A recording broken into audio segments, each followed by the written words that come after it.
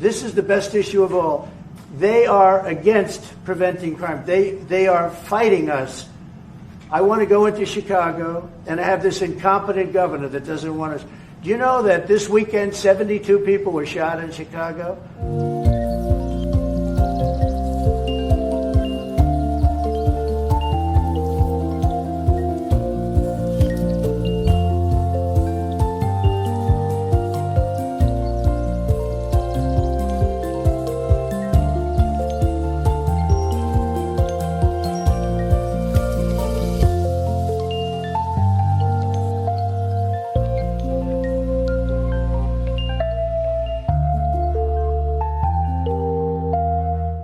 I'm embarrassed to say it in front of the president of Poland. 11 people were killed. 72 people were shot. Last week, 7 people were killed in Chicago, a place which is probably your number one place. I hate to say it. Yeah, I love the Poles in Chicago. And we got to keep it safe. But 7 people were killed. The week before that, 5 people were killed, and 21 people were shot. This is in 3 weeks. So in 3 weeks, I lost almost 35 people were killed. It could have been stopped. If you look at Washington, D.C., 3 weeks ago, it was the same or worse. And now it's considered a totally safe zone.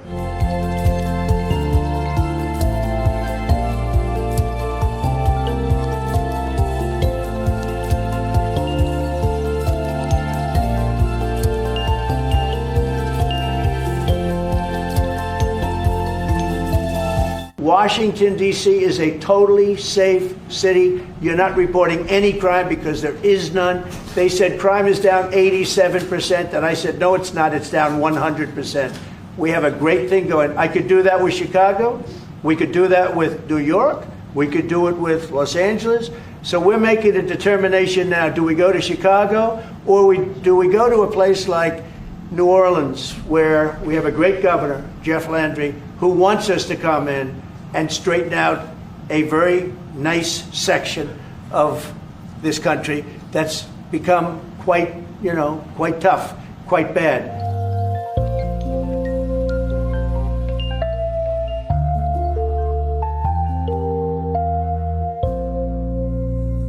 So we're going to be going to maybe Louisiana, and you have New Orleans, which has a crime problem. We'll straighten that out in about 2 weeks. It'll take us 2 weeks, easier than D.C. But we could straighten out Chicago.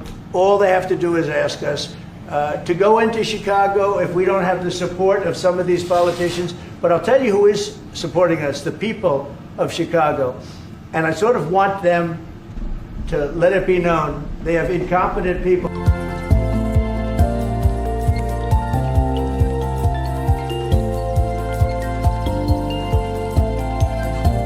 At least 54 people shot in the US last weekend were shot in Chicago, according to the city's police department. US President Donald Trump has long criticised Chicago for violence, and he's expected to take action soon. Last month, the Trump administration called for federal troops to take over Washington, D.C., and now Chicago could be next. We will continue to go after the worst of the worst across the country, like President Trump has told us to do, focusing on those that are perpetuating murder and rape and trafficking of drugs. President Trump has repeatedly blasted Chicago about crime, and a federal immigration enforcement operation in the Windy City might start later this week, according to sources close to the matter. Have not called the city of Chicago or anyone else. So it's clear that in secret they're planning this. Well, it's an invasion with U.S. troops, if they in fact do that. Chicago officials are preemptively fighting back. Over the weekend, Mayor Brandon Johnson signed an executive order that says police will not collaborate with federal agents. As for Chicago residents, opinions are mixed. We don't need a Band-Aid to cover up the problem. What we need is a solution. No offense to the president, but we actually need someone that's in this community. The residents deserve more. They deserve to feel safe. The crime should not take over the city. The crime should not make residents feel like they can't live everyday life.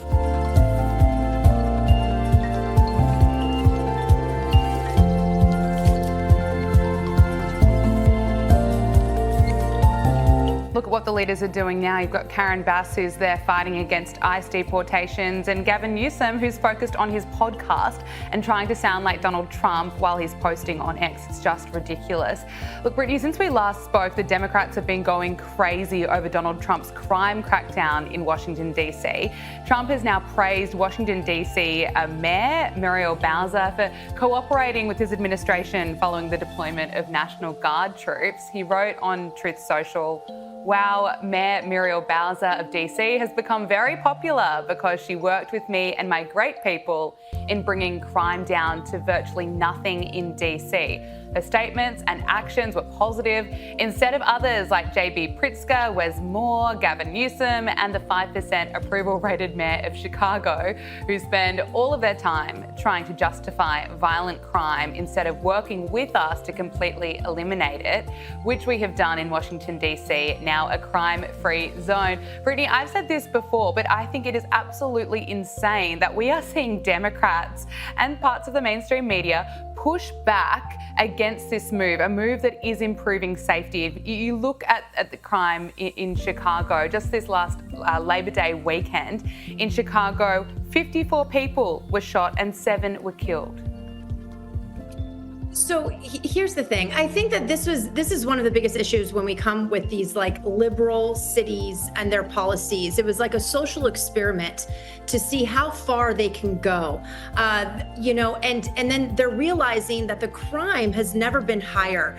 And if you take a look at so many of the Democrat-run cities in America, I mean, the crime is at an all-time high. And so now they're starting to, oh no, what should we do? And I think that they really woke up a bit when President Trump got elected again. They started to notice that some of these policies might not be working, and a lot of people are pushing back. I have to say, and I always say this with the Democratic Party, they are the biggest hypocrites out there. They are the definition of hypocrisy. And mainstream media, which I was on for 18 years, they're right there with everyone else. That party that are hypocrites, in my opinion. So, but I'm not surprised to see some Democrats kind of going the other way, because I think they were getting so much pushback. Statistically, I mean, the stats are the stats, like what you just said over this Labor Day weekend in Chicago.